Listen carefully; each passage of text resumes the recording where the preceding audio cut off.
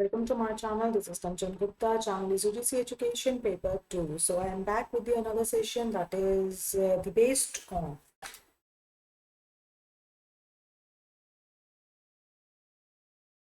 This is the based on lectures for the NG in non-government aided colleges of Odisha. So paper जो है form की date खत्म हो चुकी है, समाप्त हो चुकी है. लास्ट डेट थी 13 अक्टूबर एंड टुडे इज 15. सो अब एग्जाम की डेट आने का बस इंतजार है सभी स्टूडेंट्स को. तो टिल देन हम लोग जो भी प्रीवियस ईयर के क्वेश्चंस इंटरनेट पे अवेलेबल हैं, हम लोग क्यों ना वो प्रैक्टिस कर लें. जो कंटेंट है उसको प्रैक्टिस कर लें जब तक एग्जाम डेट आती है. अदरवाइज 6 to 22 दिसंबर तक के बीच में जो पेपर होने वाला है वो है एनटीए यूजीसी नेट की भी डेट आ चुकी है. तो कोर्सेज जो है, जो सब्जेक्ट के जो सिलेबस है, देर ऑलमोस्ट सेम. ठीक है, soon will be continue the subject. जो है हम लोग सिलेबस भी कंटिन्यू करेंगे. उसके लिए सबसे पहले हम लोग पहले क्या कर लेते हैं, अपनी एक ऐप है मेरी, उसको आप एंड्रॉइड फोन से डाउनलोड कर सकते हैं, JRF milestone education. And WhatsApp number है 7042019330. इसको क्या कर सकते हैं, यहाँ पे मुझे मैसेज में हाई लिख के भेजिए. I will join you. मैं आपको ज्वाइन कर लूंगी इन द व्हाट्सएप ग्रुप में. सो जहाँ पर आपको जो भी इंफॉर्मेशन होती है कमिंग अप या जो भी लेक्चर से रिलेटेड इन्फॉर्मेशन होती है वो मैं आपको वहाँ पे इस नंबर पे व्हाट्सएप ग्रुप में दे देती हूँ. तो ये तो रही छोटी सी बात. उसके बाद अब क्वेश्चन पे चलते हैं. ये 2018 का पेपर है, 2018 का पेपर है. वेरी गुड क्वेश्चन से आते हैं. इसमें ऑलमोस्ट जो है पेपर 1 पेपर 2 जो है वो इंक्लूड है. इस टेस्ट सीरीज में 165 क्वेश्चंस रहेंगे, जिसमें 50 क्वेश्चंस जो है ऑलमोस्ट आपके उससे 55 क्वेश्चंस जो हैं रिलेटेड टू द पेपर 1 से रिलेटेड हैं. ठीक है, आगे बढ़ते हैं और इन्फॉर्मेशन देते रहेंगे. उन्होंने डायरेक्टली कर दिया. 3 घंटे का पेपर है, 165 जो है मार्क्स का है एंड 165 क्वेश्चन हैं. तो करिए बैठ के 3 घंटे आपको मिल जाएंगे. ठीक है, चलिए आगे चलते हैं अपने क्वेश्चन पे. सो this is the question, yes mostly this is the question paper is based on the discussion. हम लोग जो है इस पेपर में आने वाले क्वेश्चन को डिस्कस कर रहे हैं. ठीक है, सो डिस्कस करते हैं. चलिए स्टार्ट करते हैं. सबसे here we have the first question is, first question ये कहता है हु सेड, किसने कहा कि एजुकेशन एक डायनामिक साइट है. जब भी हम एक फिलोसफी का सब्जेक्ट शुरू करते हैं सबसे पहले हम यही डेफिनेशन लर्न करते हैं बीएड में. जब मैंने अपनी बीएड स्टार्ट की थी, मैंने सबसे पहला क्वेश्चन, सबसे पहले डेफिनेशन यही लर्न की थी, education is the dynamic site of philosophy. पर ये दी थी जॉन एडम्स ने. ठीक है, नेक्स्ट आ जाओ. Ontology and cosmology. ऑन्टोलॉजी और कॉस्मोलॉजी जो है आर द सब ब्रांचेस है मेटाफिजिक्स की. मेटाफिजिक्स कहता है रियलिटी क्या है. Metaphysics based on the reality where it subdivided into two. Ontology जो होता है it talks about the existence. ठीक है, ये हमारी एग्जिस्टेंस के ऊपर क्वेश्चन उठाता है कि हम कहाँ से आए हैं, कैसे आए हैं, सच्चाई का पता लगाता है. कॉस्मोलॉजी यूनिवर्स से रिलेट करता है कि यूनिवर्स की उत्पत्ति कैसे हुई है, कैसे नष्ट हो जाएगी, समथिंग समथिंग समथिंग. तो ये मेटाफिजिक्स की ब्रांचेस हैं. क्लियर है. थर्ड पे आ जाते हैं. विच ब्रांच, थर्ड पे आ जाते हैं. Which branch of philosophy emphasise करता है इंडक्टिव एंड डिडक्टिव थिंकिंग को. इन दोनों ही थिंकिंग को वो करता है एपिस्टेमोलॉजी. बिकॉज एपिस्टेमोलॉजी जो है वो नॉलेज का पता करता है. Where is the source of knowledge, कहाँ से ज्ञान की उत्पत्ति आई है, कैसे हमने सोचा, कैसे हमने नॉलेज का पता लगाया. तो इंडक्टिव और डिडक्टिव अगर हमें लर्न करना है इंडक्टिव और डिडक्टिव तो हम DGS करते हैं, यानी कि शॉर्ट फॉर्म है कि ये जाएगा जनरल टू हम स्पेसिफिक जाते हैं, जनरल टू स्पेसिफिक मूव करते हैं. एंड ISG यानी कि ये जाएगा आपका स्पेसिफिक. मैं आपको ये शॉर्ट फॉर्म बता रही हूँ, ये जाएगा स्पेसिफिक टू जनरल में जाएगा, ये जाएगा स्पेसिफिक टू जनरल में. इंडक्टिव में जैसे मान लीजिए हमें जैसे हम जो पर्सन जो वर्कर्स होते हैं, मान लीजिए वो एक स्टडी करें. बेसिकली IGS जो होता है वो हमें कंक्लूजन बेस्ड होता है कि हमें जब कोई एक जनरल कंक्लूजन निकालना होता है तब हम IGS मतलब इंडक्टिव थिंकिंग करते हैं. और जब हमें कोई चीज़ जनरलाइज करनी है स्पेसिफिक है तो वो हम डिडक्टिव थिंकिंग करते हैं. तो ये दोनों ही पार्ट्स जो है वो एपिस्टेमोलॉजी के पार्ट्स हैं. क्लियर है. आगे चलते हैं फोर्थ पे कि what is the focused, just case कहाँ पे है, what is the focus of axiology का as a branch of philosophy. अब आपको बताना है एक्सियोलॉजी का, ये वैल्यू से रिलेट करता है, ह्यूमन वैल्यूज जो भी. ठीक है, फिफ्थ पे आ जाइए. फिफ्थ कहता है प्रेगमेटिस्ट पे कि what does pragmatism emphasise. Pragmatism क्या कहता है, जो प्रेगमेटिज्म है वो ये कहता है जो सच है ना वो रियल है, मतलब सच जो होगा वो चेंज होता रहेगा, कोई फिक्स्ड नहीं है। तो यहाँ कोई स्पिरिचुअल या कोई यूनिवर्सल या कोई परमानेंट तो बिल्कुल भी नहीं है। ये जो सच होगा ना वो चेंजेबल होगा, अकॉर्डिंग टू द टाइम जो है वो चेंज होता रहेगा, सिचुएशन, टाइम, तो नथिंग इज फिक्स्ड, राइट। अब है which of the following is not, आपको नॉट में बताना related to the critical nature of the educational philosophy. हमें एजुकेशन की जो फिलोसफी है ना उसकी क्रिटिकल नेचर की बात करनी है, जो नहीं करता है। जैसे कि it gives the overview of the whole world, yes of course, कि हमें एक पूरे संसार का एक ओवरव्यू प्रेजेंट करता है educational philosophy. It establishes the consistency, ये नहीं आता है कि एजुकेशनल जो फिलोसफी होती है ना कंसिस्टेंसी नहीं क्रिएट कर पाता है। It inspires the logical reasoning, yes ये हमें एक लॉजिकल थिंकिंग डेवलप करने का मौका देता है, इसी के थ्रू हम और चीज़ों को जो है अनरैप कर पाते हैं। यूनिटी ऑफ आउटलुक, यस, जो नहीं है, जो क्रिटिकल नेचर में नहीं है, that is the B, it establishes the consistency. Clear. Seventh पे आओ, which is not the nature of philosophy. आपको जो फिलोसफी का नेचर है कि it's a science of knowledge है या it is a plan attempt of truth है, कि हमें जो सच का पता लगाना है तो हम फिलोसफी देखते हैं, समझ रहे हो। तो यहाँ पे जो नहीं आता है, तो साइंस ऑफ नॉलेज ये तो है, plan attempt to the search for the truth ये भी है, it is a collective assemble for the various view points, कि हम जो भी व्यू पॉइंट्स हैं उसको कलेक्टिवली असेंबल कर लेते हैं। ये it is neither based on experience, ऐसा तो नहीं है, फिलोसफी एक्सपीरियंस पे भी बेस्ड आती है। अगर कोई आप बुजुर्ग लोग देखते हैं तो जो उनकी फिलोसफी रहती है वो एक्सपीरियंस बेस्ड रहती है, एनालिसिस बेस्ड रहती है, तो ये कहना कि नहीं है, ये पॉइंट गलत हो जाता है। क्लियर। एट पे आ जाओ कि विच ऑफ द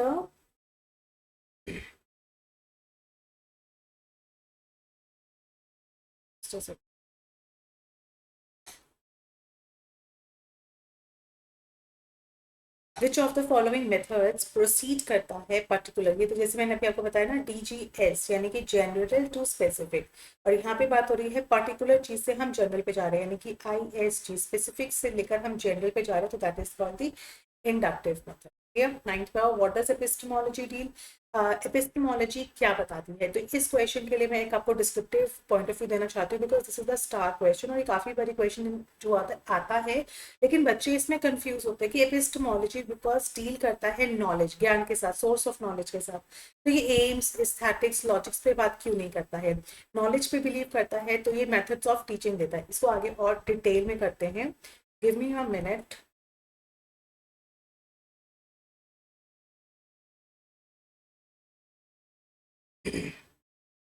यस, आ जाइए।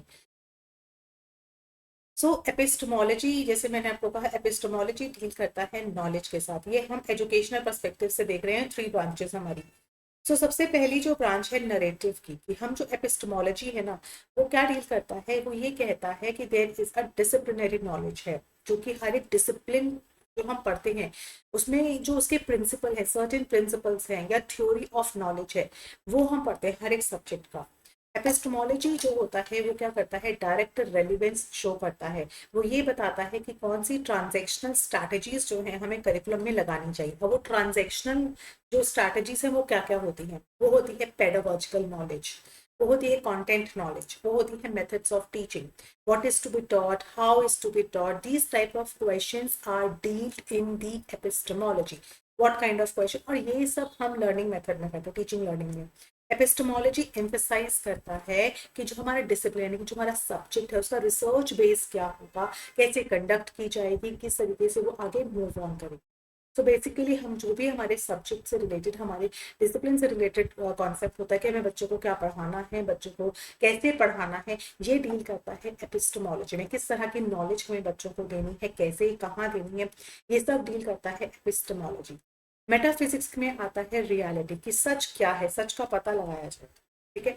अब ये सब्जेक्ट जो एरिया होता है वो आपके एक्सपीरियंस, स्किल पर बेस्ड होता है, कि करिकुलम जो है किस तरीके से रिफ्लेक्ट करेगा सच्चाई को, रियलिटी को। मैंने जो स्कूल सब्जेक्ट्स होते हैं, जैसे मान लीजिए हिस्ट्री है या ज्योग्राफी है या केमिस्ट्री है, ये सब क्या करते हैं, आपको रियलिटी की तरफ लेके जाते हैं। इन सब्जेक्ट्स को इंक्लूड करना बहुत ज़रूरी है। सो इन हाई स्कूल में जब हम कहते हैं कि स्टूडेंट कंक्लूड करता है कि discussion on evolution that the universe as a whole has a no purpose, it follows that his her life has to mean only and only personal drives.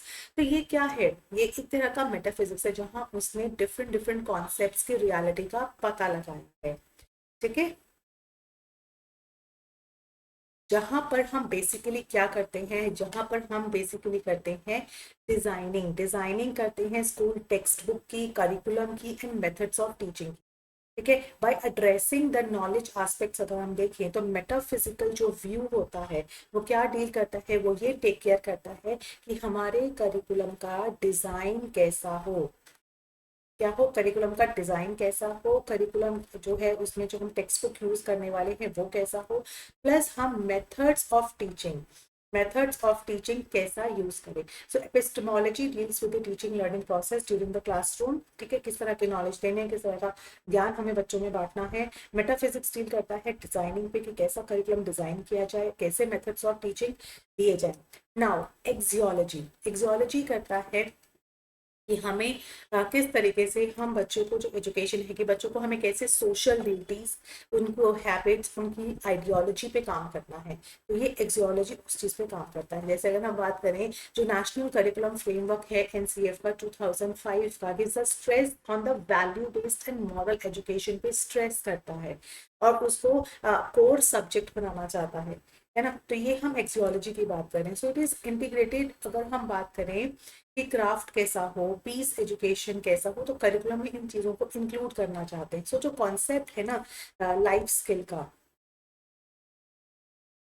Life skill का जैसे कि जिसमें हम चाहते हैं बच्चों को सेल्फ अवेयर होना, बच्चे खुद सेल्फ अवेयर हों, क्रिटिकल थिंकिंग पे काम करें, क्रिटिकल थिंकिंग पे, डिसीजन मेकिंग पे काम करें, इफेक्टिव कम्युनिकेशन पे काम करें, कॉपिंग विद स्ट्रेस, स्ट्रेस को रिलीव कैसे करना है, क्रिएटिव थिंकिंग कैसे करनी है, प्रॉब्लम सॉल्विंग कैसे करनी है, अपने इंटरपर्सनल रिलेशनशिप को कैसे डेवलप करना है।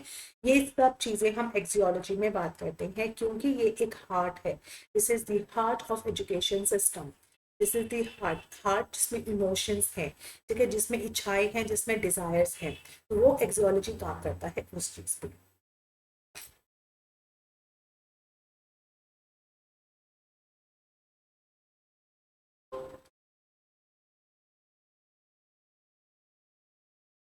क्लियर है इतना? चले आगे।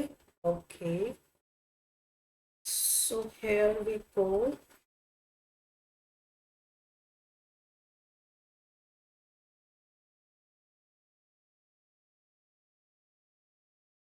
Also,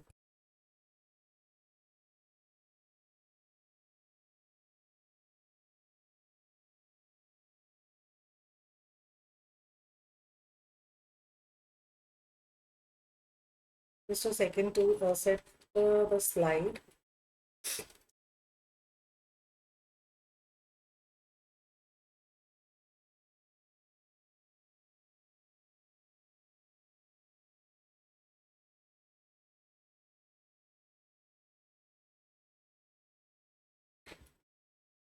Okay.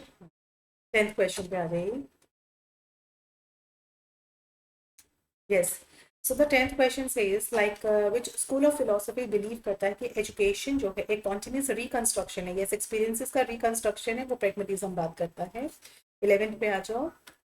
आपको यहाँ सेंट्रल टेनेंट्स बताना है आइडियलिज्म का कि मेन आइडिया क्या है आइडियलिज्म का। क्या फिजिकल वर्ल्ड जो है has a no inherent meaning outside the human existence, मतलब ह्यूमन एग्जिस्टेंस जहां तक है उसके आउटसाइड कोई भी फिजिकल वर्ल्ड नहीं है, ऐसा तो कुछ नहीं है।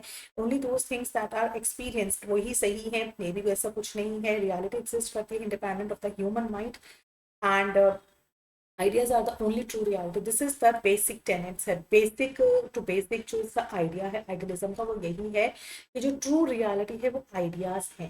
ठीक है, 12th पे आ जाओ। फॉलोइंग बुक्स जो है, ये तो बहुत मोस्ट कॉमन क्वेश्चन जो है, प्लेटो प्लेटो की बुक बतानी है आपको एजुकेशन पे, वो है रिपब्लिक। ठीक है, ये बहुत मोस्ट कॉमन क्वेश्चन है। 13 पे आ जाओ। According to the idealist, idealist के अकॉर्डिंगली बताना है कि एजुकेशन जो होनी चाहिए must be available to whom, कि जब हम एजुकेशन दे रहे हैं तो तो वो हम किसको दें, सिर्फ पुअर सेक्शन को दें, या हम जो है ऑल इंडिविजुअल्स को इर्रेस्पेक्टिव ऑफ द बिलीफ और देयर बिलीफ एंड वैल्यूज कि वो किस चीज़ पर विश्वास करते हैं या किस चीज़ पर विश्वास नहीं करते, उसको साइड में रख के हम एक इंडिविजुअल को एजुकेशन प्रोवाइड करनी चाहिए। तो this is the star question, ठीक है। 14 पे आ जाओ। 14 कहता है according to the pragmatist, according to the pragmatist जो स्कूल है एक्सपीरियंस करता है should be based on what, school experience, school में जो हम एक्सपीरियंस बच्चों को दे रहे हैं वो किस चीज़ पर बेस्ड करेगा, क्या वो एक सिर्फ एक नीड बेस्ड होना चाहिए, जो भी एक्सपीरियंस हम बच्चों को देंगे ऐसा नहीं है कि सिर्फ नीड ही बताएगी कि आपको एजुकेशन कौन सी देनी है, ये डिमांड्स बताएंगी, नहीं, बल्कि ऐसा होता है कि आपकी जो आज की नीड्स हैं प्लस जो आपकी फ्यूचर एक्सपेक्टेशंस हैं ऑफ द चाइल्ड की, वो डिसाइड करेंगी कि किस तरह का एक्सपीरियंस हमें बच्चे को स्कूल में देना है according to the pragmatist. Clear, very good question, this is also we can mark this question as a star. आ जाओ नेक्स्ट 15 पे आ जाते हैं। Yes, this is also basic most common question कि आपको बताना है टीचिंग जो लर्निंग मेथड्स होता है जो प्रैग्मेटिस्ट में किया गया था वो था प्रोजेक्ट मेथड, ठीक है। उसमें आ जाओ, पैट्रिक ने दिया। 16 पे आ जाइए। 16 कहता है he who said कि जो एजुकेशन है द मैनिफेस्टेशन, ये यहाँ मैनिफेस्टेशन वाला जो पॉइंट है ना, ये हर मतलब बहुत कॉमन क्वेश्चन है कि हमें किस इंसान ने, किस पर्सन ने हमें बताया कि एजुकेशन जो है वो मैनिफेस्टेशन है परफेक्शन की तरफ, जो कि ऑलरेडी ह्यूमन के अंदर है। तो ये विवेकानंद जी ने बोला था। According to the Gandhi ji basic education के अकॉर्डिंगली जो स्कूल होना चाहिए that should be focus on which of the following, school किस पर बेस्ड होना चाहिए, डेवलपिंग द रीडिंग स्किल्स पर बेस्ड होना चाहिए from the primary, only reading skills ये तो है ही नहीं बेसिक एजुकेशन के बारे में। मेमोराइजेशन ये तो बिल्कुल भी नहीं है, रोट मेमोराइजेशन तो कभी उन्होंने फोकस नहीं किया। Music and art to develop the aesthetic values only and teaching the useful craft, they are not, देखिए म्यूजिक एंड आर्ट उन्होंने बोला है बेसिक में, लेकिन सिर्फ म्यूजिक एंड आर्ट बोला ऐसा नहीं, उन्होंने क्राफ्ट सेंटर्ड एजुकेशन के बारे में बात की है। तो D is the correct answer, most जो प्रोमिनेंट आंसर है वो 18, ठीक है। 18 पे आ जाओ। अकॉर्डिंग टू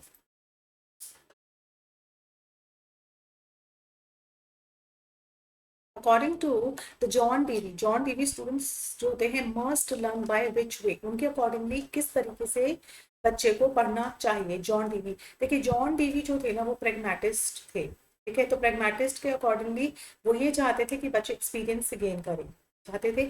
सो पढ़ते हैं engaging in debate and discussion to enhance the knowledge, debate and discussion किया जाए, interacting with their environment in order to adapt and learn. So this is the most prominent answer, because Dewey का thought ये था कि जो effective education होती है कि primarily from the social interaction से आती है, and that social interaction only happens in the environment, जिस एनवायरनमेंट में आप रह रहे हो वहाँ पे सोशली इंटरेक्ट करो, उससे बहुत अच्छी इफेक्टिव एजुकेशन देखने को मिलती है, ठीक है। दैट द स्कूल जो सेटिंग्स होनी चाहिए should be considered as a social institution, this is also a key point, ठीक है, कि सोशल जो स्कूल सेटिंग्स होती हैं, जो भी आप स्कूल सेटिंग करोगे वो सोशल इंटरेक्शन को, सोशल इंस्टीट्यूशंस में जो भी इंटरेक्शन होता है स्कूल सेटिंग्स होती है वो इंटरेक्शन बेस्ड होना चाहिए, ठीक है। Drill and practice methods to develop complete understanding developing, अब ये जो क्वेश्चन है ना, ये सारे ही जिनको जॉन डीवी के बारे में बहुत नॉलेज नहीं है या बस इतना ही पता है कि दे आर अ प्रैग्मेटिस्ट, वो बहुत कंफ्यूज होंगे इस क्वेश्चन में, बिकॉज देखिए प्रैक्टिस की बात तो करता ही है, ठीक है। Developing the strong knowledge through memorisation, चलो ये वाला हम पॉइंट नहीं कहते कि रट्टा लगाना है हमें, लेकिन काफी क्वेश्चन जो है आपस में क्या है हमें इसलिए समझना है कि जॉन डीवी ने एक सोशल एनवायरनमेंट की बात है, ये दिमाग में रखेंगे। जैसे हमने एक चीज दिमाग में रखी है, मैं हर बार बोलती हूँ फंक्शनलिस्ट जो है वो है टेलकॉट पार्सन, कि जब भी हम फंक्शनलिस्ट की बात करेंगे तो हमारा टेलकॉट पार्सन आएगा। सेम अगर हम जॉन डीवी की बात करते हैं, ठीक है, जॉन डीवी की बात करते हैं तो अपने दिमाग में रखिए कि they talks about the social environment में ही एक मनुष्य की एजुकेशन का विकास हो सकता है ना, इफेक्टिव एजुकेशन हो सकती है सोशल एनवायरनमेंट में, तो इस पॉइंट को आपको दिमाग में रखना है, क्लियर। नेक्स्ट आ जाते हैं 19 क्वेश्चन पे, बिकॉज दिस क्वेश्चन इज जो डिस्कशन बेस्ड ये क्वेश्चन पेपर है, मेरा कोई मकसद नहीं है आपको सिर्फ आंसर्स देना, जब मेरा मकसद है कि हर एक क्वेश्चन को हमें डिस्कस करना है ताकि हमारे कॉन्सेप्ट की क्लैरिटी हो, ठीक है। और अगर आपको सेशन लाइक मतलब अगर आपको सेक्शन अच्छा लगे तो please please please please do subscribe the channel first, then secondly जो है share with your friends, as much share, जितना आप अच्छे से शेयर करेंगे उतना अच्छा है। And third, like the session please. Thank you so much. चलो आगे चलते हैं। 19 पे who has given the concept of integral education. बहुत सारे बच्चे कहते हैं भाई इंटीग्रल है क्या चीज़, क्या है इंटीग्रल एजुकेशन? ये पता है हमें कि अरबिंदो ने दिया है, लेकिन है क्या? देखिए अरबिंदो बिलीव करते थे कि इंटीग्रेशन जो होना चाहिए डेवलपमेंट ऑफ पर्सनल लाइफ का होना चाहिए। इंटीग्रल, अपने अंदर को डेवलप करो कि one should be able to reach the ultimate goal of his life. His idea of integral education था कि attempt to unite the individual को अपनी सोसाइटी के साथ, मटेरियल वर्ल्ड के साथ, अंडरवर्ल्ड जो भी है, क्रिएटर जो है, उन सब के साथ उसको अंदर से इंटीग्रल एजुकेशन मतलब इतनी आपको स्ट्रॉन्ग करनी है पर्सनल जो कैरेक्टरिस्टिक्स हैं कि आप बहुत इजीली अपनी सोसाइटी को एक्सेप्ट कर सके और उसमें होने वाले चेंजेस को एक्सेप्ट कर सके। This is the integral education. ठीक है, आ जाओ 20 पे। What is the primary objective of Bodhisattva का प्राइमरी ऑब्जेक्टिव क्या था? टू लिव अ लाइफ, सिर्फ जीना नहीं, एजुकेट करना the masses, educate the masses about the teachings of Buddha, about the teaching, develop the knowledge of sufferings and misery and sacrifice. Yes, bodhisattva कहता था sacrifice the one's life for the welfare of others, अपनी life को sacrifice करना। ठीक है, जो bodhisattva है ना, bodhisattva are the being dedicated। yes, this concept जो है ना डेडिकेशन, कि जो बोधिसत्व थे वो डेडिकेशन की बात करते हैं फॉर हेल्पिंग, या उनको दूसरे जो है उनको रिलीव कराना सफरिंग से, उनको रियलाइज कराना, यूनिवर्सल अवेकनिंग, उसके लिए खुद को डेडिकेट कर देना। This word is dedication. ठीक है, उसके बाद दूसरों को अवेकनिंग करनी है, leading all beings to that same awakening, मतलब उनको जागरूक करना है, उनको उनके इंटीग्रल जो है सेल्फ रियलाइजेशन कराना है। सो सच प्रैक्टिस जो होता है can not be merely about self help या personal salvation. So bodhisattva practitioners are those who realized their deep interconnectedness with all the human, की बोधिसत्व के जो लोग थे वो अपने आप को दूसरों से कनेक्ट करते थे, उनकी सफरिंग्स को अपना दुख मान के उसको सॉल्व करने की कोशिश करते थे, बिकॉज दे आर, और डेडिकेशन रखते थे। ठीक है, इसीलिए यहाँ पे बोला है कि sacrifice one's for the welfare of others. क्लियर? Which school of philosophy? Observation and learning, कि हमें चीज़ों को ऑब्जर्व करना है, ये आता है सेंसेस से। ठीक है, training of senses, observation, that means training of senses। 22 which school of philosophy emphasize करती थी realization। yes, self realization, truth beauty and goodness, this is completely idealism के हक में आता है। next आ जाओ 23। 23 again is based on the DV। DV ने कहा कि one should be not the principle of curriculum construction। जब भी हम curriculum construction की बात करते हैं तो उनके चार जो है प्रिंसिपल्स आते थे, utility, close to the life, experiential and one more is practicality, something like. लेकिन स्टिफनेस नहीं आता था, तो स्टिफनेस रिमूव कर देते हैं। 24 पे आ जाते हैं। 24 कहता है स्कूल ऑफ फिलोसफी बिलीव करते हैं सेल्फ नॉलेज इज अ की ऑफ ऑल द नॉलेज, कि खुद का ज्ञान, सेल्फ नॉलेज होना बहुत जरूरी है। ठीक है,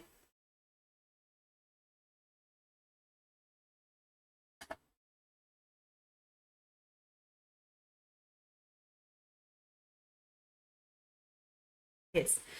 सो एग्जिस्टेंशियलिज्म क्या है? एग्जिस्टेंशियलिज्म ये कहता है, सबसे पहले इसका जानना बहुत जरूरी है कि एग्जिस्टेंशियलिस्ट जो होते हैं ना, वो humans have a no pre given purpose, कि ह्यूमन को ना पहले से कुछ नहीं दिया, कुछ भी गॉड गिफ्टेड नहीं है, नथिंग हैज प्री गिवन या प्री पर्पस, या ऐसा कुछ नहीं है जो भगवान ने पहले से हमें या नेचर ने हमें पहले से दे रखा है। It's completely up to the one जो डिसाइड करता है कि who and what we are though, अपने एक्शन से जो उसके कर्म है, जो करना चाहता है वो खुद ही डेवलप करता है अपनी चॉइसेस के अकॉर्डिंगली। तो इसमें जो बेसिक थीम्स आते थे, सबसे पहला तो मोस्ट कॉमन थीम है एग्जिस्टेंस प्रीसाइड्स द एसेंस।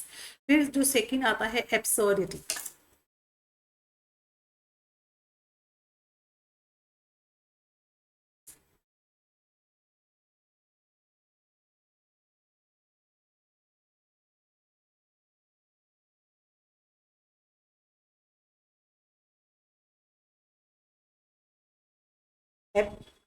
यस एवो,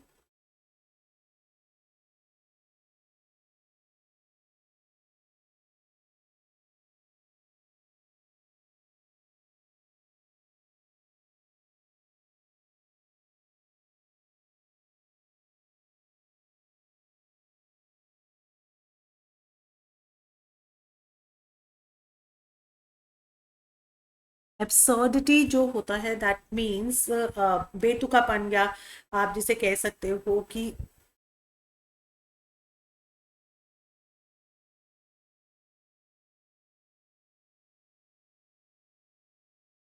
जिसमें जो सिचुएशन होता है वो अनरीजनेबल है, मतलब आपका एग्जिस्टेंस जो है अनरीजनेबल है, मीनिंगलेस है।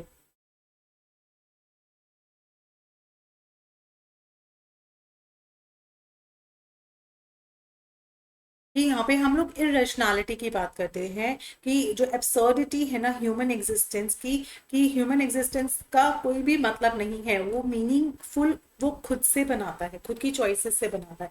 सो मैनी जो एग्जिस्टेंशियलिस्ट थे ना वो ये आर्ग्यू करते थे कि नेचर जो है ना as a whole has no design, no reason for existing, उसके पास कोई रीजन नहीं है। तो ये एब्सर्डिटी है जो इरेशनल है, कि नेचर को कुछ पता ही नहीं है कि कैसे लाइफ को कंटिन्यू करना है या कैसे लाइफ को चलाना है। तो ये जो एब्सर्डिटी फैली हुई है ना, कि नेचर को कुछ पता ही नहीं है, मीनिंगलेस है, इरेशनल है, ये एब्सर्डिटी में आता है। ठीक है। उसके बाद कहते हैं निहिलिज्म। निहिलिज्म का मतलब होता है इसका कि nothing in the world has real existence, कि जो भी वर्ल्ड में है, जो भी संसार में चीजें हैं, उसका कोई रियल एक्सिस्टेंस नहीं है। तो ये भी एक की पॉइंट है, इसको हमेशा याद रखना, एग्जिस्टेंस एब्सर्डिटी एंड निहिलिज्म। फिर आता है condemned to be free. Condemned to be free में आता है कि ये बात जो बोली गई थी वो सात्रे ने बोली थी। ठीक है, ये भी एक ये वो है एक्सपोनेंट है एग्जिस्टेंशियलिज्म के। उन्होंने कहा कि मैन जो है ना वो कंडेम्ड टू बी फ्री है। इट मीन्स कि we are free to make our choices but we are very condemned to always bear the responsibility of the consequences. कि हम लोग बहुत ज्यादा, मतलब एक जो ह्यूमन नेचर है ना वो चॉइसेस पे डिपेंड करता है, कि वो अपनी चॉइसेस के बेसिस पे आगे बढ़ेगा, लेकिन जो उस चॉइसेस के बाद जो कॉन्सिक्वेंसेस होंगे ना उसके लिए वो बड़ा कंडेम्ड होता है। ठीक है। फिर आता है रेडिकली वो फ्री चॉइसेस करने का उसको हक है। Lack of meaning in life, उसको लाइफ में क्योंकि सब कुछ फ्री नहीं है, वो लाइफ में सीख सीख के बड़ा हो रहा है। Absence of the land of God, क्योंकि ऐसा गॉड नहीं है जिसने उसको पहले से सब कुछ बना के दिया है, तो इंसान ने खुद सब कुछ डेवलप किया है। ये चीज जो है वो एक्सिस्टेंशियलिज्म में बोली गई है। सो कंडेम्ड टू बी जो फ्री वाला है, दिस इज द एग्जिस्टेंशियल, और ये दिया था सार्त्रे। ठीक है। I hope this is clear, है ना। कंडेम टू बी फ्री, और सेल्फ नॉलेज का मतलब यही है कि खुद की नॉलेज सबसे पहले जरूरी है, तभी आप लाइफ में चॉइसेस कर पाओगे। आ जाओ नेक्स्ट पे। The world is the creation of the mind. जो वर्ल्ड है is the creation of mind की जहां बात हो रही है वहां पे आप आंख बंद करके आइडियलिज्म लगा सकते हैं। नॉट द नेचुरल फिनोमेना, ऐसा नहीं कि नेचुरली किसी ने बात की है, ये सब माइंड्स की उपज है, ये सब माइंड की उपज है। ठीक है। आ जाओ 26 पे। Which school of philosophy emphasize करता है मेथड ऑफ इंटीग्रेशन। इंटीग्रेशन की बात करता है pragmatism, right. 27 which school of philosophy regards करता है universe as a consisting of two realities. है संसार में एक है कॉन्शियस और एक है matter, none other than Sankhya. प्रकृति एवं पुरुष की बात जो कर रहा है वो यही है, और ये है पुरुष और ये है प्रकृति। ठीक है, ये दो चीजें हैं। ठीक है, तो वो सांख्या ने बात की थी। ये मैंने एक लेक्चर भी है इसका सांख्या में, तो आप मेरी प्लेलिस्ट में जाके देख सकते हो। 28 पे आ जाओ। whose idea was the education should be self supporting, कि वो जो खुद सेल्फ सपोर्टिंग की बात जो है उन्होंने क्राफ्ट सेंटर्ड बेसिक एजुकेशन इस तरीके से बात की है। तो वो है महात्मा गांधी जिन्होंने सेल्फ सपोर्टिंग मतलब खुद को हेल्प कर पाए आगे जाके। आ जाओ 29। which in which following जो philosophies है Vivekananda philosophy is rooted in। Vivekananda की philosophy obviously जो भी विवेकानंद जी को पढ़ा होगा वो जरूर जानता होगा कि उन्होंने वेदांता पर, वेद वेदांत पे बहुत ज्यादा फोकस किया था। उसके बाद आ जाओ 30 पे। Which is the aim of existentialism के अकॉर्डिंगली एम क्या है, कि सिंथेसिस करना मान को उसके नेचर के साथ में या ह्यूमैनिटेरियन या ह्यूमनिस्टिक जो है सेल्फ रियलाइजेशन। यस। देखिए बच्चे, मैंने जैसे बताया कि एक्सिस्टेंशियलिज्म में इंसान ये सोचता है कि उसको पहले से कुछ भी प्री डिसीजन या प्री रियलिटी उसमें कुछ भी नहीं है, इंसान ने खुद अपनी रियलिटी, खुद अपना एग्जिस्टेंस क्रिएट किया है। तो ह्यूमैनिटी जो उसकी सेल्फ की रियलाइजेशन है ना वो यहाँ पे ह्यूमन एक्सिस्टेंशियलिज्म में आती है। 31 पे आ जाते हैं। Which school Kewalya. केवल्य के बारे में बात करता है कि उन्होंने ये बोला कि कौन सी ऐसी फिलोसफी है जिसने हु गेन द नॉलेज और सेल्फ अटेन। सेल्फ अटेन यानी कि केवल्य की बात की है, and they become liberated and become Brahman की आफ्टर केवल्य ज्ञान, आफ्टर केवल्य ज्ञान वो ब्रह्म जो है ब्रह्म ब्राह्मण की तरफ मूव कर गया है, वो है जैनिज्म। ये जो निर्वाण है ना is use to free from the cycle of rebirth and death, ये जो निर्वाण वर्ड है, और केवल्य वर्ड है perfect knowledge and spiritual liberation, spiritual liberate हो जाना, ये है केवल्य, जिसके बाद वो ब्रह्म को प्राप्त हो जाता है, ये जैनिज्म ने बोला था। 32 पे आओ, according to the which school of philosophy, exaltation की बात कर रहा है कि एक्सल्टेशन होता है कि अंदर की पर्सनालिटी को बाहर निकालना, self realisation is the main key word, जिसको हम एक्सल्टेशन से बोलते हैं कि अंदर की प्रतिभाएं, अंदर की जो आप किन गुणों से मिलकर बने हो, वो है एक्सल्टेशन, कि अपनी इंडिविजुअल की जो पर्सनालिटी है ना उसको एक्सल्ट करना, निकालना, बाहर निकालना।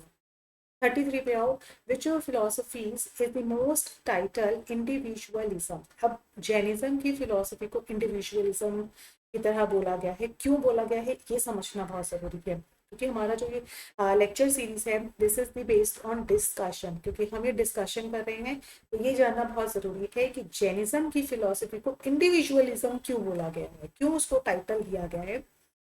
सोसाइटी जो है ना, अकॉर्डिंग टू द जैनिज्म ने कहा सोसाइटी हमेशा कोऑर्डिनेट करती है, ठीक है, कोऑर्डिनेटेड होती है, aggregate of autonomous units and depend करती है फॉर इट्स ओन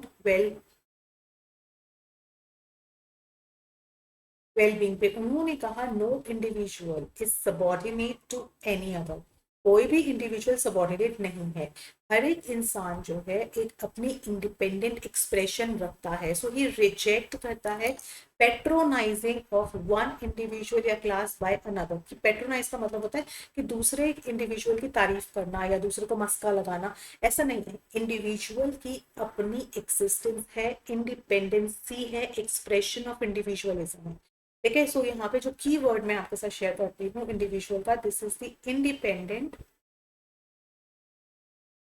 एक्सप्रेशन, इसीलिए इसको जो नाम दिया गया है ना वो दिया गया है इंडिविजुअलिज्म का, कि every individual has independent expression है। और जैनिज्म रिजेक्ट करता है पेट्रोनाइजिंग को, कि दूसरे धर्म को मस्का लगाना या दूसरे धर्म के बारे में प्रीच करना, इस तरीके से उन्होंने बहुत ज्यादा इस सोसाइटी में इस चीज को रिजेक्ट किया था। 34 पे आ जाओ, 34 में कहते हैं which of the following is best explain the concept of sociology of education. सबसे we need to understand the sociology of education है क्या चीज।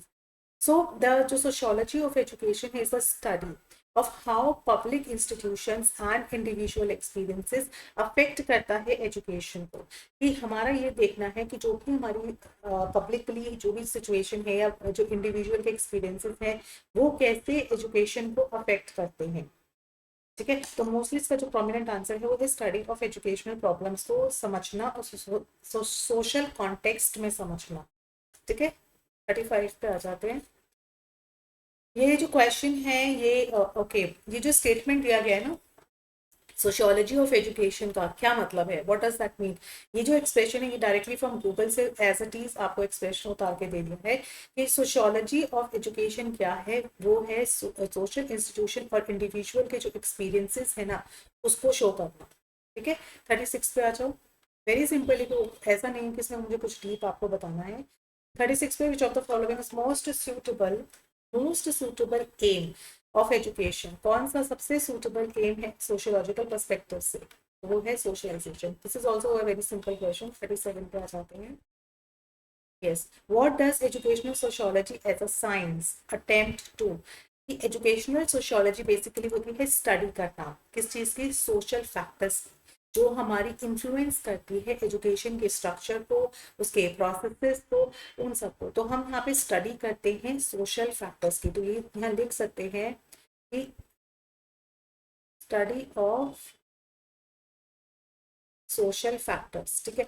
अब ये attempt to apply the educational ideas and practices in society नहीं, यहाँ होता है स्टडी ऑफ फैक्टर्स को जो कि हमारे एजुकेशन सिस्टम को इन्फ्लुएंस करे, यानी कि अप्लाई करना प्रिंसिपल ऑफ सोशियोलॉजी को इन द फील्ड ऑफ, ये सोशियोलॉजी को अप्लाई करना, सोशोलॉजिकल फैक्टर्स को अप्लाई करना इन दी एजुकेशन सिस्टम में, दिस इज क्वालिटी। ये बहुत ही कंफ्यूजिंग क्वेश्चन रहेगा, स्टार क्वेश्चन है, इसको दोबारा आप सेल्फ क्वेश्चन को ना सेल्फ स्टडी करना एक बार अच्छे से, इसके जो भी पॉइंट्स है ना उसको क्लियर करना, ठीक है।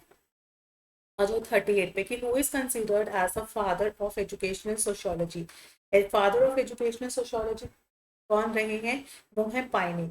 इन्होंने क्या किया था, why he is called as a father of educational sociology, because इन्होंने अपनी बुक में, इनकी बुक का नाम था principle principle of educational sociology, इनकी बुक का नाम था। इसमें उन्होंने, इस बुक में उन्होंने डिस्कस किया the effects of education upon the group life and the effect of group life upon education। समझ रहे हो, पाइने ने यहाँ पर क्या बताया कि एजुकेशन का जो ग्रुप लाइफ है, मतलब सोसाइटी की जो लाइफ है उस पर क्या इफेक्ट पड़ता है, और जो ग्रुप लाइफ है जो वो ग्रुप में जी रहा है उसका जो है एजुकेशन पे क्या इफेक्ट पड़ता है। तो इस तरीके से इसीलिए एजुकेशनल सोशियोलॉजी का नाम दिया कि हम जब पढ़े लिखे हैं एजुकेशन, तो हम किस तरीके से अपनी सोसाइटी को एक्सेप्ट कर पाते हैं, और अगर हमारी सोसाइटी अच्छी है तो उसका कितना अच्छा इम्पैक्ट हमारी एजुकेशन पे पड़ता है। इन सब चीज़ों के तालमेल को पाइने ने एक्सप्रेस किया था अपनी बुक में प्रिंसिपल ऑफ एजुकेशनल सोशियोलॉजी में। Even he also laid emphasis on the study of all those thing जो एक ह्यूमन बीइंग को इन्फ्लुएंस करती है, प्लस उसकी ग्रोथ और उसकी डेवलपमेंट को अफेक्ट करती है। तो इन सब चीज़ों के बारे में पाइने ने अपनी बुक में एलैबोरेट करके बताया था। 39 पे आ जाते हैं। Which of the following connote करता है significant education over time in behavior pattern and cultural values पे, तो वो है social change। कि इसमें से कौन सी ऐसी चीज है जो हमारे cultural values को, हमारे norms को affect करती है, ठीक है। आ जाइए 40 पे, what does social control denote।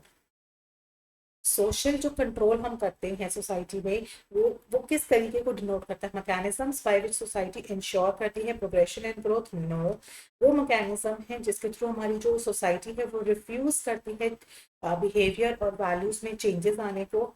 नहीं, ऐसा तो नहीं है कि वो मैकेनिज्म है जिससे सोसाइटी में जो चेंजेस हैं its behaviour and values. No, The last is the mechanism by which society ensure करती है conformity to its norm। This is the correct answer. Okay, this one is the correct। 41 पे आ जाओ, democratic education जो है, जहाँ पे brotherhood की बात की जाती है सोसाइटी में, उसका क्या पर्पस रहता है, उसमें ये पर्पस रहता है टू इंस्टिल करना उन दोज वैल्यूज को, कौन सी वैल्यूज को, कॉर्पोरेशन की, फेयरनेस की एंड जस्टिस की। तो ये तीन जो वैल्यूज है ना, ये डेमोक्रेटिक वैल्यूज है। कौन सी वैल्यूज है, डेमोक्रेटिक वैल्यूज। क्लियर है, डायरेक्ट क्वेश्चन था, इतना ऐसा कुछ डिस्कशन बेस्ड नहीं था। 42 पे आ जाते हैं, which of the following implies the process. वो वाला प्रोसेस बताना है जहां पर इंटरेक्शन एंड इंटीग्रेशन जो है पीपल्स के बीच में, integration interaction among the people, companies and the government, उसको क्या बोला जाता है, उसको ग्लोबलाइजेशन बोला जाता है। जब आप अच्छे से इंटरेक्ट कर पा रहे हो, जब हम इंटीग्रेशन कर पा रहे हैं आपस की, जो भी है डिफरेंट डिफरेंट कंट्रीज आपस में इंटीग्रेशन करती हैं तब। 43 पे आओ, RTE 2009 जो है वो उड़ीसा में कब आया था, वो नेक्स्ट ईयर 2010 में ही आ गया था, राइट। RTE के बारे में अभी लास्ट में आपको और डिटेल में बात करूंगी, ठीक है। ये इन डिटेल लास्ट में रहेगा, तो उस पूरे सेशन को कंप्लीट देखिएगा। हम RTE के बारे में एक एक चीज अभी पढ़ने वाले हैं। कुछ अभी 7 क्वेश्चंस कंप्लीट करते हैं, उसके बाद मैं RTE एक्ट लूंगी दोबारा 2009 का, इसी लेक्चर में लूंगी। तो डोंट बंद मत कीजिएगा, मेरे साथ बने रहिएगा। 7 क्वेश्चंस कर लेते हैं, देन उसके बाद हम लोग RTE 2009 पढ़ेंगे, ठीक है। आ जाइए 44 पे, कल्चरल लैग का क्वेश्चन है। Yes, what is the cultural lag. Cultural lag होता है जब जैसे एक आप मान लीजिए एक जगह पे बहुत अच्छे से प्रगति हो रही है और दूसरी जगह पे उस पेस पे या उसी स्पीड से प्रगति नहीं हो पा रही है, तो देयर इज अ डिफरेंस। तो वो क्या आता है, एक डिफरेंस आ जाता है। जैसे अगर यहाँ पे बात की कि वो फिनोमिना है जब changes in material culture is slower then the change in intellectual. देखिए यहाँ पे जो चेंजेस है ना, यहाँ मटेरियल कल्चर की बात की है, यहाँ इंटेलेक्चुअल ग्रोथ की बात की है, तो ये वाला पॉइंट नहीं है। यहाँ टेक्नोलॉजी की बात हो रही है, यहाँ पे मटेरियल की बात हो रही है, ठीक है, ना कि इंटेलेक्चुअल की। तो ये वाला पॉइंट नहीं है। अकर्स व्हेन चेंजेस इन सब कल्चर इज लोअर, सब कल्चर की बात हो रही है, जैसे मैंने आपको बोला ना कल्चर लैब जो है वो मटेरियल की बात हो रही है कि एक सोसाइटी को बहुत अच्छे से टेक्नोलॉजी एफिशिएंट है, दूसरा टेक्नोलॉजी एफिशिएंट नहीं हो पा रही है, और उसी स्पीड से नहीं, यहाँ पे स्पीड को बोला गया, उसी स्पीड से नहीं हो रहा। तो यहाँ पे देखिए कि when the changes in the material culture में फास्टर रेट से और अदर जो है नॉन मटेरियल कल्चर में, तो इस तरीके से मटेरियल और नॉन मटेरियल कल्चर का जो डिफरेंस है, जो उनके बीच में एक गैप आ जाता है, गैप, उसको कल्चरल लैप बोला जाता है। ठीक है, आप मुझे कमेंट सेक्शन में बताइएगा कि who has given this statement, किसने कल्चरल लैप के बारे में बात की। ये क्वेश्चन भी बहुत बार पूछा जाता है, तो मेरे लिए, मुझे लगता है आपके लिए ये बताना डिफिकल्ट नहीं होता। 45 पे आ जाते हैं, ट्रू स्टेटमेंट बतानी थी, तो फर्स्ट वन इज ट्रू कि एजुकेशन एक फंडामेंटल मीडियम है सोशल चेंज का, बिल्कुल सही बात है। 46 पे आ जाओ, विच of the following is not the function of education in cultural perspective, तो वो सिक्यूलेशन इज कंजर्वेशन बिल्कुल है कि हमें सोसाइटी में कल्चर को कंजर्व करके रखना है, ट्रांसमिट करना है जनरेशन टू जनरेशन, प्रोग्रेस करना है, but circulation is not the function of education. ठीक है, 47 पे आ जाओ, सोशल मोबिलिटी की बात हो रही है यहाँ पे, तो चेंजेस इन सोशल स्टेटस में जो चेंजेस आते हैं, ह्यूमन के स्टेटस में जो चेंजेस आते हैं कि वह मोबिलिटी हो गई है वर्टिकल या हॉरिजॉन्टल, तो वो उसके स्टेटस में चेंज होता है, तो this is the most prominent answer A. What type of social mobility is more caused by the education? Education obviously जब जैसे आप एजुकेशन देते हो वो डिग्रेड नहीं करता है, आपको हमेशा अपवर्ड लेके जाता है, तो ये बात आपको पता ही होनी चाहिए। तो वेरी कॉमन सेंस है कि जब भी हम मेरे पास अगर अच्छी डिग्री है तो मैं प्रगति ही करूंगी, मैं डाउनवर्ड फॉल तो नहीं करूंगी। ठीक है, 49 का why should teachers, 49, why should teachers have understanding of the culture, कि कल्चर के बारे में टीचर को क्यों पता होना चाहिए। कोई टीचर पता करेगी तभी तो वो आगे ट्रांसमिट कर पाएगी, उसकी वैल्यूज बता पाएगी, है ना। तो this is this is the correct answer. 50 पे आओ, जो मोबिलिटी की हम बात कर रहे हैं, मोबिलिटी एथिक की, there should be ethics in the mobility, वो क्या बताता है, जब भी हम अपवर्ड मोबिलिटी करते हैं, is both possible and desirable. Yes, ये एथिक्स है कि हर एक इंसान सोसाइटी में डिग्रेड नहीं होना चाहेगा, वो हमेशा आगे प्रगति की तरफ मूव ऑन करता है, तो अपवर्ड की तरफ फॉरवर्ड करता है, ना कि डाउनवर्ड की। ऐसा कोई इंसान नहीं मिलेगा जो अपना धन कमा के जो है डाउनवर्ड सड़क पे आना चाहे, है ना, सड़क से उठ के वो आगे जाना चाहता है। तो यही एक मेन जो है एथिक है कि अपवर्ड मोबिलिटी ही है जो पॉसिबल हो सकती है एंड डिजायरेबल रहती है। ठीक है, dangerous is the another thing, sensitisation should be prohibited, ये तो नहीं होना चाहिए, एंड शुड बी प्रमोटेड, ऐसा भी नहीं होना चाहिए। तो this is the correct answer 5th। So as I promised you कि हमें अभी आरटीई जो है 2009 आपसे डिस्कस करूंगी, तो let's discuss it. Yes, so RTE क्या है, आरटीई के बारे में हमने बहुत बार, तो उसके की पॉइंट्स पढ़ेंगे, क्योंकि ये जो आर्टिकल है ना, ये राइट टू एजुकेशन जो एक्ट है, ये बहुत इंपॉर्टेंट है। इसका टाइटल देख लेते हैं, right of the children to free and compulsory education act है, इसका ये टाइटल है, इस एक्ट का कंप्लीट टाइटल है। It was the passed on the August 2009 में ये पास किया गया था, इसीलिए इसको यहाँ पे एक्ट 2009 बोला जाता है। When the act came into exist in 2010 में, इंडिया बिकेम जो है वन अमंग 35 कंट्रीज जहाँ एजुकेशन को एक फंडामेंटल राइट दिया गया था of every child. So this point should be noted कि जब हम 135 कंट्रीज में बच्चों को, समझ लो हम कितना दूर हैं, 135 देशों में हमारा देश आया था, वन ऑफ, ठीक है, नहीं वन ऑफ मतलब कि हम लोग 135 देशों में हम भी एक ऐसे इंसान बन गए थे कि हमारा देश भी ऐसा बन गया था जिसमें फंडामेंटल राइट दिया गया, फंडामेंटल राइट दिया गया बच्चों को पढ़ने का। ठीक है, 86 जो कॉन्स्टिट्यूशनल अमेंडमेंट था 2002 में आया था, जहां पर इंसर्ट किया गया था आर्टिकल 21A को इंडियन कॉन्स्टिट्यूशन में, जिसमें ये कहा गया था कि the state shall provide the free and compulsory education to 6 to 14 years के बच्चों को दिया जाएगा, as such manner the state and may by the law determine. As per this, the right to education was made the fundamental right। मतलब ये statement जब हमने 86 constitutional में ये दिया था, 21A में ये आर्टिकल में दिया था, उसके बाद जाकर कब दिया था, 2002 में, 2002 में, उसके 7 साल 2009 में इसको फंडामेंटल राइट जो है एक बच्चे का दिया गया था और इसको डायरेक्टिव प्रिंसिपल की लिस्ट में से हटा दिया गया था। तो this is the RTE is the consequential legislation है एनवर्साइज्ड अंडर द 86th अमेंडमेंट। ठीक है, अब ये आर्टिकल इनकॉर्पोरेट करता है वर्ड फ्री को। फ्री मतलब कि बच्चे से किसी भी तरह का चार्ज जो है वो नहीं लिया जाएगा, किसी भी तरह का एक्सपेंसेस जो है वो बच्चे से नहीं लिया जाएगा। So this act made the obligatory on the part of government. So essentially हम ब्रीफली डिस्क्राइब करते हैं इस चीज को कि जो right of free and compulsory education की हम बात कर रहे हैं until they complete their elementary education in a school in the neighbourhood. तो हम यहाँ बात कर रहे हैं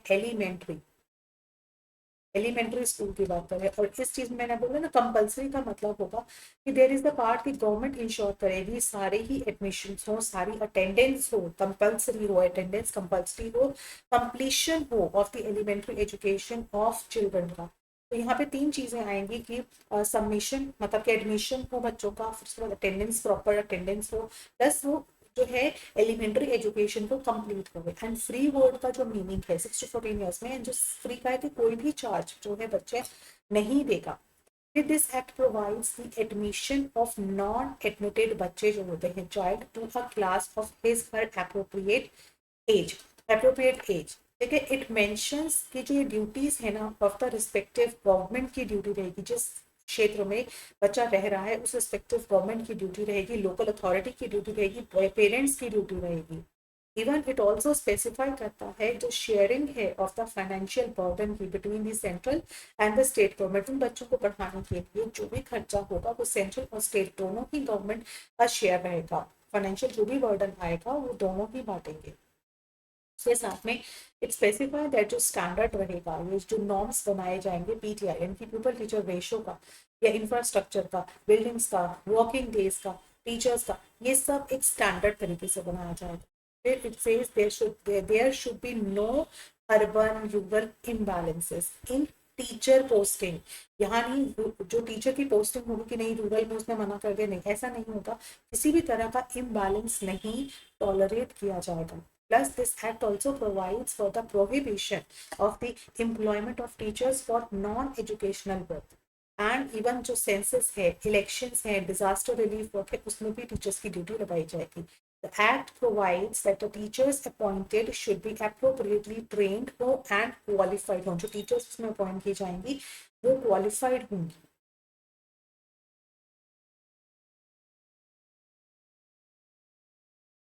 इवन प्रोहिबिट किया जाएगा। प्रोहिबिट मतलब यहाँ पे मैंने बताया कि जो नॉन एजुकेशनल वर्क होंगे, जो एजुकेशन से अलग होंगे, अदर देन बता रही हूँ सेंसस, इलेक्शंस या डिजास्टर, इस तरह का कोई रिलीफ वर्क है, इसके अलावा अगर कोई भी जो है वर्क होगा उसमें जो है टीचर्स को इंक्लूड नहीं किया जाएगा। टीचर्स का काम है बच्चों को पढ़ाना। सेंसस, इलेक्शंस और डिजास्टर रिलीफ वर्क में उनको इंक्लूड किया जा सकता है। द एक्ट जिसमें उनको प्रोहिबिट किया गया है वो है मेंटल हरासमेंट करना बच्चे को या फिजिकली पनिश करना, screening procedure for the admission of children, capitalisation fees लेना, प्राइवेट ट्यूशन देना या running schools with no recognition, ऐसा स्कूल चलाना जिसका कोई रिकॉग्निशन नहीं, इस तरह की चीजें जो है टीचर नहीं करेगी। The act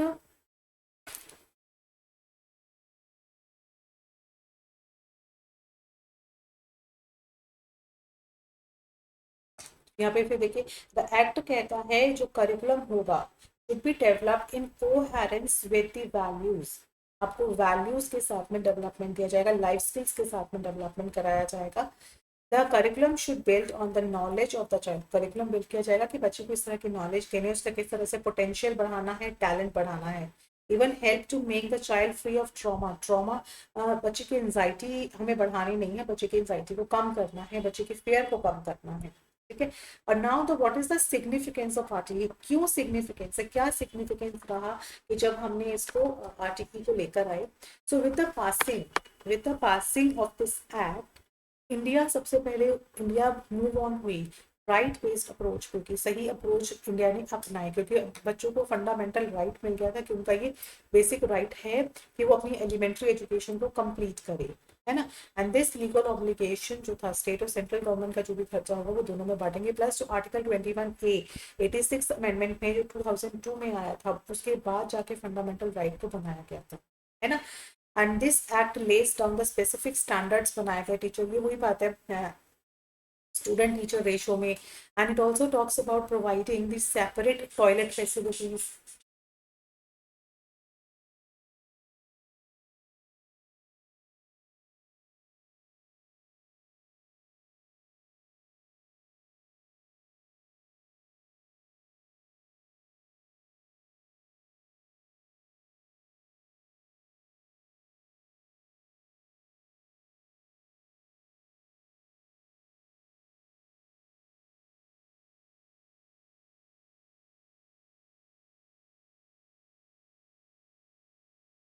Now, it also talks about providing the separate toilet facilities for the girls and boys and having adequate standards for the classroom conditions को, ड्रिंकिंग एंड वाटर फैसिलिटीज को लेके एक स्टैंडर्ड हो, जो stress हो on avoiding the urban rural imbalances की वही बात की हुई है कि हमने क्यों लेके, क्योंकि जो इम्बैलेंसेस थे ना टीचर्स की पोस्टिंग को लेके, जो एक बड़ा गैप बना हुआ था क्वालिटी कि अगर हम अर्बन एरियाज में जाएंगे तो क्वालिटी ऑफ एजुकेशन मिलेगी, इस तरह के जो गैप है ना उनको दूर करना बेसिक इनका फंक्शन था.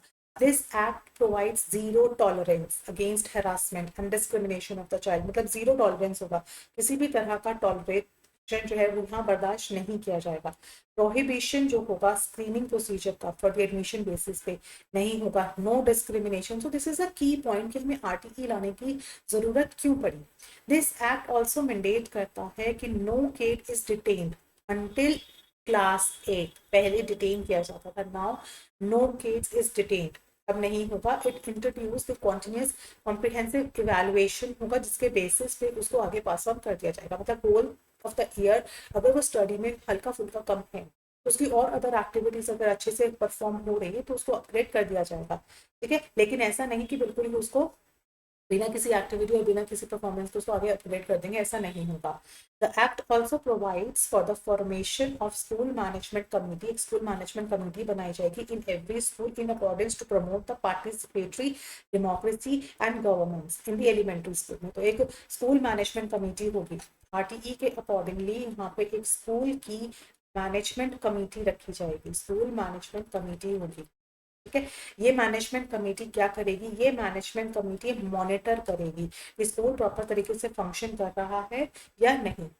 ठीक है, this act is justiciable and have a grievance redressal mechanism, यानी कि शिकायती दर्ज कर सकते हैं. ये ग्रीवियंस होता है, शिकायतें दर्ज कर सकते हैं जहाँ पे आप कि अगर आपको किसी चीज से प्रॉब्लम है, ठीक है, तो आप इस रिड्रेसल मैकेनिज्म के थ्रू अपनी शिकायतें दर्ज कर सकते हैं. तो ये फैसिलिटीज भी मिलेगी, है ना.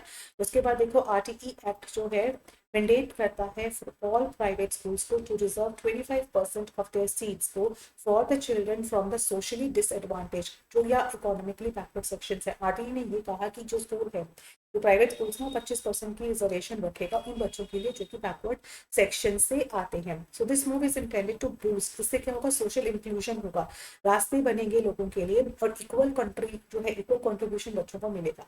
सो दिस प्रोविजन जो है is included in the section जो है 12(1)(c) में ऑफ द आरटीई एक्ट में रखा गया कि ऑल स्कूल चाहे वो प्राइवेट हो, अनएडेड हो, एडेड हो या स्पेशल कैटेगरी के हो, वहाँ 25% ऑफ द सीट्स जो होगी वो इकोनॉमिकली वीकर सेक्शन यानी कि ईडब्ल्यूएस की सीट्स होंगी या डिसएडवांटेज्ड ग्रुप की सीट्स होंगी.